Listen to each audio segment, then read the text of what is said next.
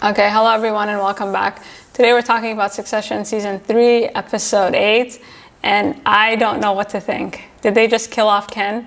This was the best episode so far and possibly my favorite episode of the entire series. It was fantastic from beginning to end, and I love how they took all these innocent comedic moments, and it just took a dark turn, right? First with Gerri and Roman. So this was innocent, right? Like innocent-ish, and this storyline has been playing out since the start of the season, and it seems like it's going to have some severe implications. The other sort of big, thing I noticed is with Ken. So this conversation between Ken and Logan was the best thing ever, and I really thought Ken was going to say, you know what, you're right, I am a scumbag, I'm going to take the money and go. Instead, he really sticks to this sort of savior complex that he's had since the beginning of the series, and it seems he really believes that he's a good guy, and he's just not.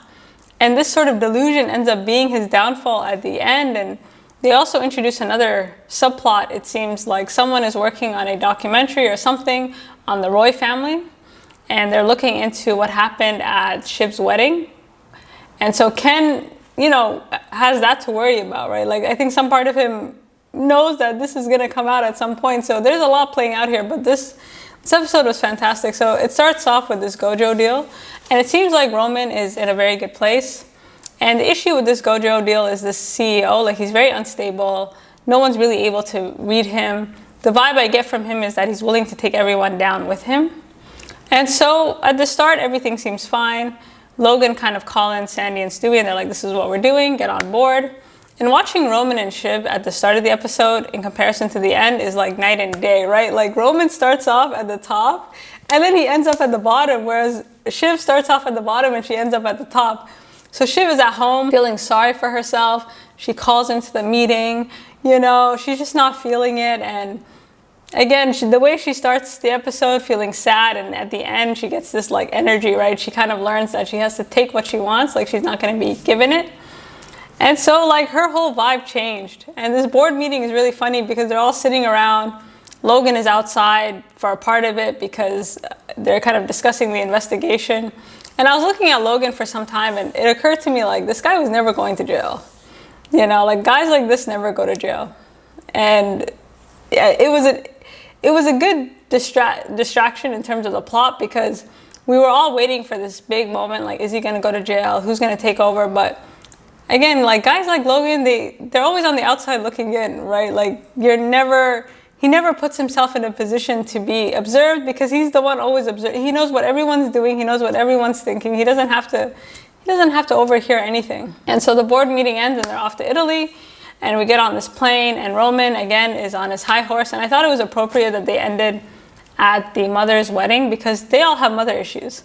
So Roman is in his like good son complex where he wants to defend his father, and he's really sensitive about his mother. So it seems like his mother is marrying a scammer.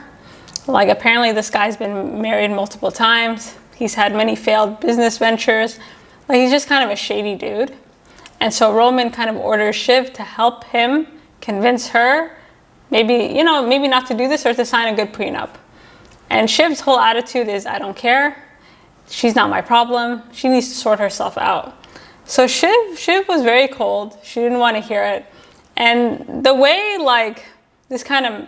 she's able to kind of transform this hate or this sort of really resentment that she has towards her mother is really interesting. So they get to this wedding and it's already a disaster, right? The first to arrive is Ken, and his mother pulls him aside and says, hey, listen, is it cool if you guys maybe attend different events? So Logan and Ken, they can't really be in the same room, just to make everyone comfortable. And Ken is at his wit's end. He doesn't want to hear it. He's annoyed with his mother. And he's like, I don't want to have to accommodate this old man. And his whole vibe this episode, like, he's really kind of parading around the place. He like, his sense of confidence at the start of the episode and at the end was just like night and day. And then Logan's team arrives and they all have their own set of problems, and I love these family gatherings because people are it's like a chance for us to catch up with everyone and see like how much worse they've gotten. So starting with Connor and Willa. So it seems like someone is working on a story about Connor and Willa's relationship, trying to figure out like how they met. And his solution is to marry her.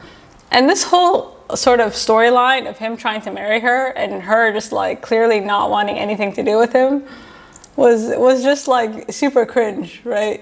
So this was something that was going on in the background. And then there's Gerri and Roman. So I guess Roman has been sending Gerri pictures of his private parts. It's intensified. Roman is very jealous that she's seeing someone, you know, that she's dating someone. And he's just very bothered by that. And Gerri kind of tells him multiple times, like, you need to stop. And even if you notice at the wedding, like he's always watching her. And again, like this type of obsession at first, you know, like in the earlier episodes, I didn't think much of it. And now it's just like, it is a bit disturbing, isn't it? And then we get to Gregory. And Gregory, it wasn't until this episode that I realized how delusional Greg is. Like Greg really believes he deserves the best. He thinks he deserves it and he's gonna get it. So he gets his dream girl. It seems like they're dating, you know, like they you know, I thought he was doing well. Their vibe was good. And then all of a sudden he goes up to Tom and Shiv and he says, you know what? I don't know if this girl's for me. You know, she doesn't really see the real me. And the way they ripped him apart, like, oh yeah, like, why would she be with you? Like, just kind of like, excuse me, sir? Like, you're lucky to, at this point, as long as she has a pulse, you should be happy, let alone. And so he starts to eye this princess or this, basically this, like he starts hitting on this other girl. And his whole logic is so superficial, right? Again, Greg has such a warped image of himself. There's what he thinks he is and what he actually is. And that shit is like night and day. And the other thing I noticed about when they arrived is Logan arrived with Marcia.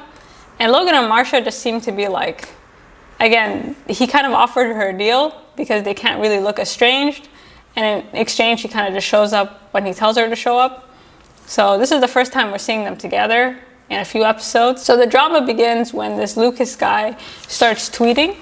So he starts tweeting, you know, getting lucky, heading off somewhere. And these tweets were kind of put the company in a compromising position because up until that point, Roman was celebrating his victory. It seemed like Waystar was about to acquire this company that was going to kind of push them forward. But again, the CEO is super unstable. And he starts tweeting a mess. And these tweets are having severe implications, you know, on their company.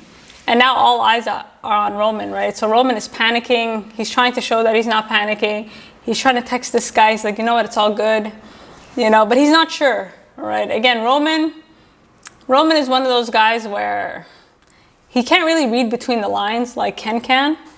And so I think he thinks he has a read on this Lukas guy, but by the end of the episode, I just got the sense that, you know, this shit is kind of out of control. And I love how Ken shows up randomly, like the way he inserts himself throughout, like as soon as this hits, Ken comes up, like he just comes out of nowhere and he's like, oh, good job.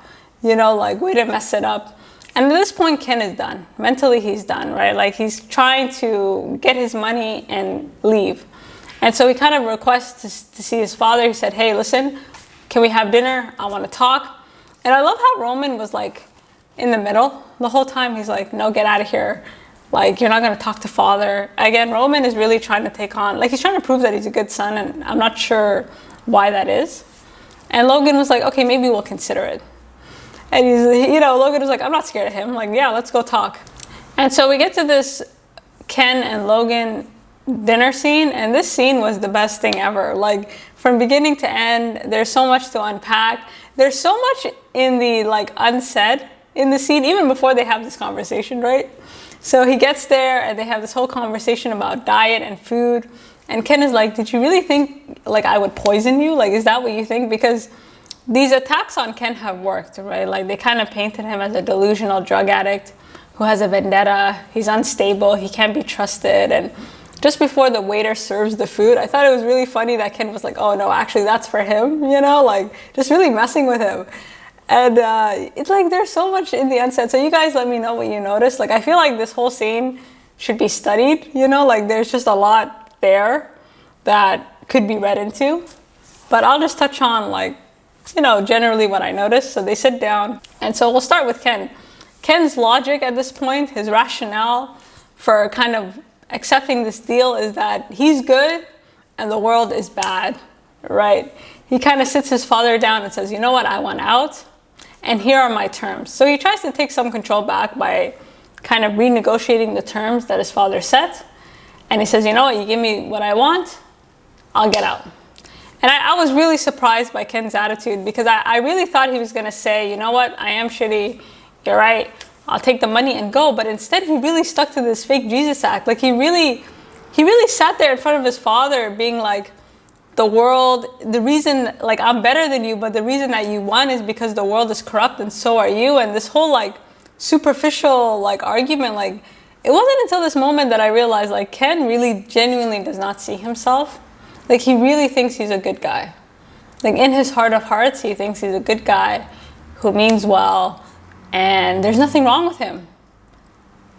And, you know, the way he kept giving his father these, like, backhanded compliments, like, you know what, there are things you can't do.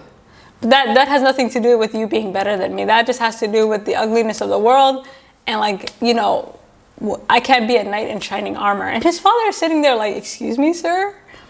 And I'm not gonna lie, like, at least Logan knows that he's an evil SOB. Like, at least he's aware of it. And I think Logan was looking at his son like, are you okay? And so Logan, he didn't really let him get away with it. He kind of sits him down and says, okay, first of all, this whole knight in shining armor thing, no, it's a number. Life is but a number on a piece of paper. And it's proven by the fact that you're sitting here. And he kind of teases him and says, that was a fake offer, like kind of messing with him. And I was thinking about that, because the offer that he made to Ken on his birthday, it could have been a joke, because I don't actually think Logan ever thought that his son would take it. See, he's gone too far, right? Like, the idea that Ken would just walk away without a fight maybe never really occurred to Logan, you know? And he's kind of sitting there like, okay, now that you've said yes, I'm not really sure that I want to let you go. So I'm not sure if Logan, like, the idea of watching Ken just take his money and go really appeals to him. And he kind of lectures him on this whole good guy, bad guy thing. He says, listen, don't talk about things you don't understand. And in terms of, like, you being better than me, the only reason that Ken is able to think this way, that he's able to think that he's a good guy, is because Logan has allowed it, right? And he lets him know, he said, the reason that you're sitting here right now is because of me. If I was a bad guy, I would have sent your ass to jail a long time ago. So tell me how me kind of covering for you makes me a bad guy, right? And he brings up this caterer again who died. And he kind of questions him, like, was it about drugs? Like, what were you doing with this man? You know, and the whole point of this conversation was like, I never ask questions because I'm loyal, unlike you. And so I think Ken's logic really failed. And with that, Logan kind of gets up to leave, and he's kind of done with his son. And Ken is paralyzed, right? Ken is paralyzed because his whole sense of self has been shattered. And rather than walk away from the conversation and try to prove his father wrong, right? Rather than try to prove like, hey, you know what? Yeah, if that guy, I'm going to take the money and do what I can. He's totally paralyzed, because I think some part of Ken knows that his dad is right. Like, he's not a good person. You know, I think Ken talks a big game, but in the end, his sort of attitude at the end, like, he was so deflated. And I think, again, that speaks to the fact that he knows deep down inside, he's not a great guy, right? And I love this contrast between Ken and Logan, and then the conversation that Shiv has with her mom, because Shiv has a conversation with her mom and it kind of ignites her, right? Like, she leaves that conversation and she wants to prove her wrong, right? She's like, you know what, I can't do it all, and I'm going to do it all. So Shiv and her mom finally kind of meet, and throughout the episode, Shiv has been avoiding her mother. Like, it's weird, like, she doesn't even want her to see her. Like, they're kind of walking on eggshells. And so by force, they're finally, you know, they talk, and Shiv kind of says, did you sign a prenup? Not that she cares. And Shiv's view of her mother is really interesting. She kind of sees her as an absentee mother who let her father kind of take them away. And so it seems like Shiv sees her father as like someone who did the best he could given the situation, whereas her mother just abandoned them, right? Like, she left them, and he was left to raise her. And so she has this kind of warped view of her mother, and her mother is looking at her like, first of all, he took you away to New York. I tried to be there, but you wouldn't let me, you know, like, she kind of says, listen, maybe I'm a questionable mother, but you're a bad daughter. You know, so it seems like the mother, from her point of view, really tried, but because Logan kind of isolated them, or kind of, you know, was able to offer Shiv more than she could offer, it was kind of a losing battle. You know, and the way the mother kind of frames it is like, I've never won a battle in my life. And it seems like after she broke up with Logan, she's just been dating these kind of posh looking British guys. But like, if it is true that the guy that she's dating is a scammer, it seems like her mother has very bad judgment. So I don't know how much to read into this. But her mother kind of goes in on her and she questions her motherhood. She says, listen, you made the right decision by not being a mother, right? Like, I shouldn't have had kids. And when Shiv is listening to her mother basically describe how she's a mistake, you know, you could see the tears in her eyes, right? She feels really bad. And I think because Shiv grew up around brothers, like, she kind of became one of the guys, you know, like, this whole thing about motherhood and having children and just being in the background is not something that ever really appealed to Shiv at all. This is not something that she wants. And so listening to her mother basically, you know, read her like a book, I think Shiv kind of had some resentment, right? She gets up from the table and she's kind of re-energized. She goes home to Tom and she's like, you know what? This is what we're gonna do. She has a new sense of purpose. She's gonna find the deal that, like, you know, saves Waystar. And what I did appreciate about Shiv that I did not appreciate about Ken is Shiv at least admits that she is wrong. You know, she, like, none of this shit can just be kind of handed over to you. So she admits that. She says, none of this is going to be handed to me. I have to kind of fight for it. Whereas Ken was like totally like dead in the water. We really get an insight into what Shiv wants, which is she wants power. You know, she really wants to be this, you know, she wants to be a boss. And unfortunately, she doesn't really, it doesn't seem she has any interest in having kids or being with her husband, Tom. And her relationship with Tom is interesting because I never got the sense that she hates him or she's disgusted by him. Like, I always got the sense that she was indifferent. Like, he was just kind of a friend she could talk to who just so happened to become her husband. And what she says to Tom, like, she tells him straight to his face, you're not good enough for me. I don't love you, and yet you still love me. And Tom's face is just like devastated because he knows that this is the truth. And the morning after, he kind of has a conversation with her and he's like, so about you not loving me. You know, there's a difference between dirty talk, you know, like fantasy and like getting dressed up, to someone telling you like, I don't love you. And Tom is starting to really, I don't know how Tom and Shiv are going to end, but I think Tom is slowly kind of coming to the realization that his wife does not love him. And Shiv is so flaky, right? Like, the night before she wants a baby and now she's like, maybe we could freeze our eggs for like 10 years. Maybe we could do this, maybe we could do that, like maybe this and that. Like, she's so flaky in terms of giving Tom what he wants.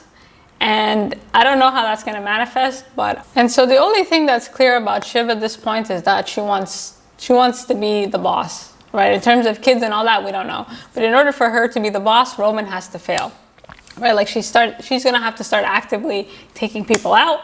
And thankfully for her, Roman takes himself out. And so Roman goes over to talk to this Lukas guy. And the problem with this Lukas guy is that no one can really read him. Like, the only person that could read him was possibly Kendall. But Logan has a blind spot. He can't really tell if this guy is psychotic. And they're all pretty much depending on Roman to give them a feed. And Roman isn't really getting much on him either, right? So he gets over there and this Lukas guy is very obsessive, right? He has this kind of obsession with everything being perfect and having the best of everything. And if you want the best of everything, you're not going to settle for equality, right? Like, you're going to want power, like you're going to want to be number one. And he has this interesting conversation with Roman where he talks about, you know, failure and how success is so easy for him. You know, that's easy, but failure is what I want to know. Like, what are your weaknesses? And Roman is just like, I'm not going to tell you anything. And again, like, he's not really sure how to balance him out. You know, like, they're so focused on making this deal happen that they're pretty much willing to ignore all the red flags with this man. And so Roman comes out of there and Lukas pretty much says, listen, I'm going to need 50-50. Like, that's kind of what he implies out of that conversation. Again, how true that is, I'm not really sure. And so Roman goes back to Logan and Shiv and the company and kind of, he reports back and says, okay, this guy, he doesn't want to be acquired, right? He wants equal partnership. And they're all kind of sitting around the table because, again, they're very desperate. They need this company to take them forward. They're kind of dying and they need to look legitimate. That's the problem with Waystar, is that they're kind of draconian. And especially after an investigation, like, they need fresh blood, they need something to, you know, modernize them again. And this, short of this deal, they don't really have any other options. And so they're trying to weigh out the pros and cons. And Siobhan and everyone pretty much agree that this is the best thing for them. And Logan says something interesting, like, is this man serious? Is he a serious man? Because I don't know how to knock out a clown. You know, like, I don't know what to do with that type of energy, because, again, like, maybe the idea of this deal is really good, but if the guy behind it, like, do you really want to be 50-50 with a crazy person? Like, that's kind of the sense. And so all their eggs are kind of in Roman's basket, kind of being like, okay, well, if you say this is okay, then I guess it's okay. And so the biggest issue with this deal would be, like, the family stake would be diluted quite a bit, you know, and this whole idea of, again, a successor or the person who's going to take over this company being one of the family members kind of diminishes little by little. So that's something else that's kind of playing in the background as well, which apparently doesn't bother Logan at all. Like, I don't think Logan likes the idea of his kids taking over, but that's just me. And so everything's fine. You know, everything was looking up. Roman was looking like a hero until that deadly text message. Like, how Roman, like, he just flew way too close to the sun. This man cannot control himself. And so they're looking at him like a savior, and he goes on his phone and he sends a picture of his private parts to Gerri. But he accidentally sends it to his dad because I guess he thought he was shooing away a text. And anyways, he sends it to his dad, and his dad sees the message and he's horrified, right? He's like, what on earth is going on here? He gets up, he leaves the room, and Siobhan follows. And this conversation he has with Siobhan did a lot of damage, right? So Siobhan, again, she's in this mentality where, like, I'm going to have to start clearing people out. And the first person I need to clear out is Gerri and Roman. So she has a conversation with her father being like, yeah, you know, she exposed him, like, she full on exposed him, like, and she's like, yeah, that picture was for Gerri. You know, they've been seeing each other, like, really kind of making it, like, more convoluted than it really was. And Logan is shocked, right? He's like, are you sure this is not Roman being Roman? And the thing is, like, I think Roman really does like Gerri deeply. Like, it's not just Roman being Roman.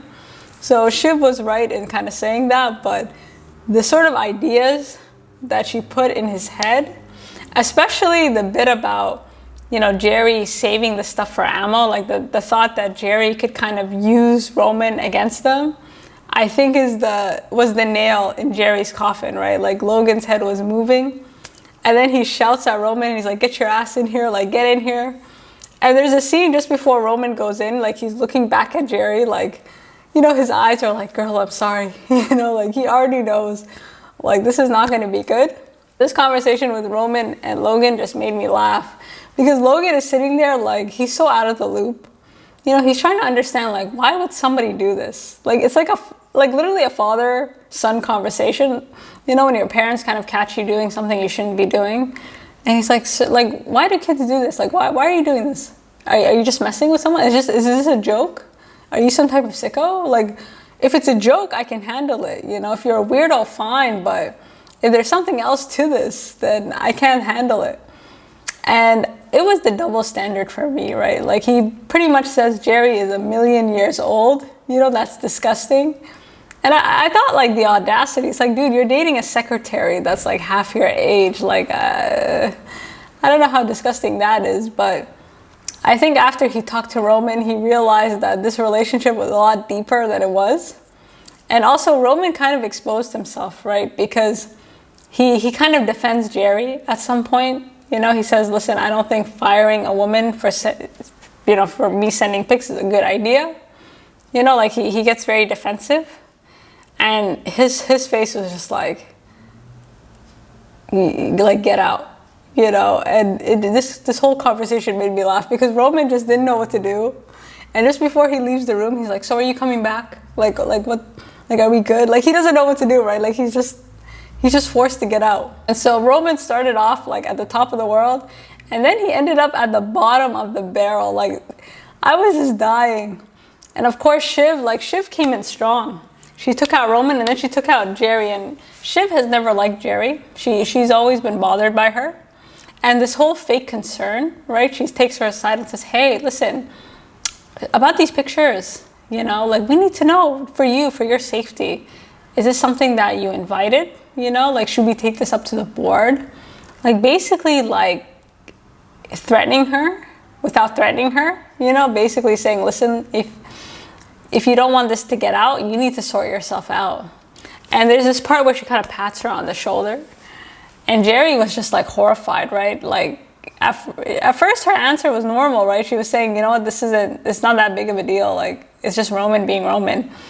But the way Shiv was able to twist that, I mean, like, Shiv, I have to say, she really kind of, if you want something, you have to take it. And this was her way of taking it.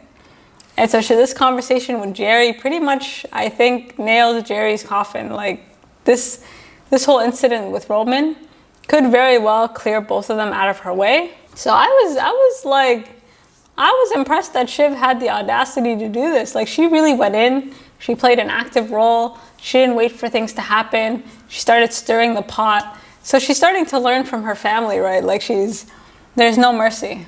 So Gerri walks off, you know, pretty much dead in the water, it seems. And then we come back to Ken. And this final scene with Ken, I mean, it just took me by surprise. So he's lying face down into the water. He has a beer.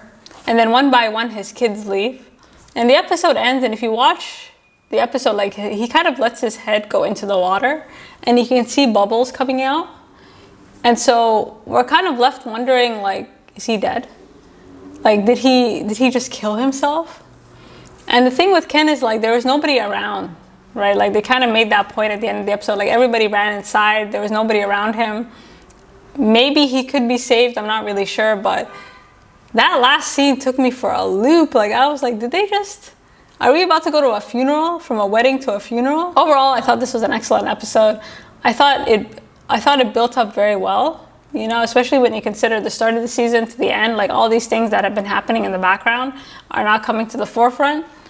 And it just kind of like, it was like a silent, you know, like, it was so subtle, that ending, you know, it took me out of nowhere. So I thought it was very well done. So you guys let me know what you think, and until next time.